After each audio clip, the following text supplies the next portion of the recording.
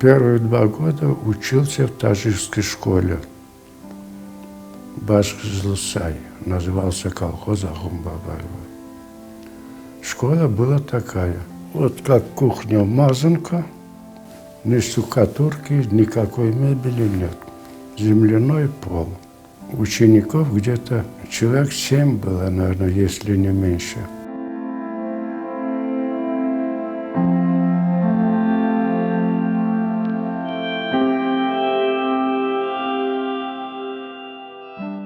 Еду в трамвае, читаю газету «Комсомольская правда». Там статья «Набор в летное училище гражданской авиации». И, значит, условия. Учеба считается как служба в армии. По окончании учебы воинское звание младший лейтенант. Питание, обмундирование, жилплощадь бесплатно.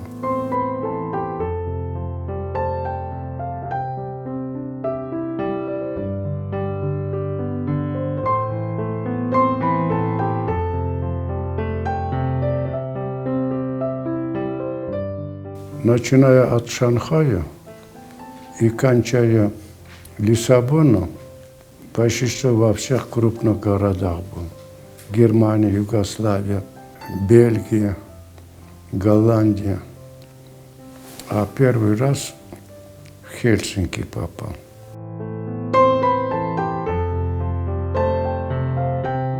Я работал в Китае, командировки.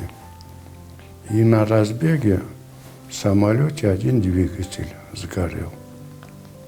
Ну, это страшный случай, конечно. Самолет уже пробежал по полосе 3 километра, впереди 1 километр. На такой участке самолет не остановишь ничем. И тогда я на 3 двигателях взлетел. И на грани. Малейшая ошибка, самолет упадет. И, согласно науке, самолет не должен был лететь. Пошел в специальную аварийную зону, вылил 50 тонн топлива в воздух, чтобы самолет легче стал. Вернулся в Пекин, сел. А друзья говорили так: если бы не вы командиром были бы, было бы 370 гробов.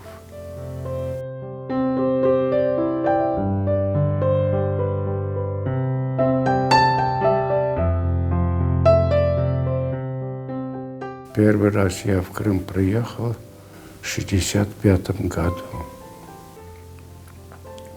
Вот и, само собой, отцовский дом пошел смотреть. С колодца солдатскую фляжку воды набрал и с собой в Ташкент увез. И вот в Ташкенте матери: попей водичку.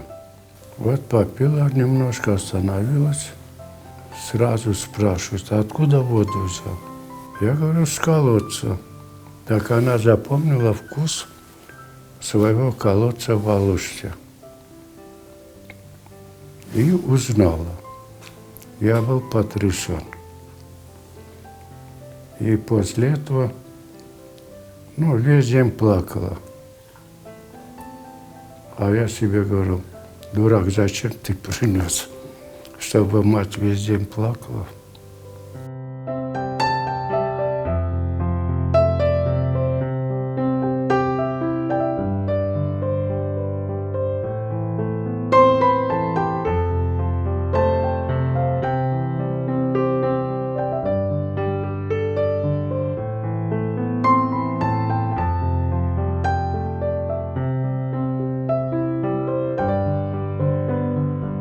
Очень красивые полеты ночью, когда облака, гроза, гром гремит, а самолет выше облаков. И лунная ночь. прямо молнии зигзага видишь, а наверх смотришь, все звезды как на ладони. Ну, 2-3 раза попадал, когда в таких условиях была лунная ночь, полнолуние. И нос самолета смотрит прямо на Луну. Я говорю: штурман, куда летим? В Карачи. Ты посмотри вперед, на Луну летим, а не в Карачи.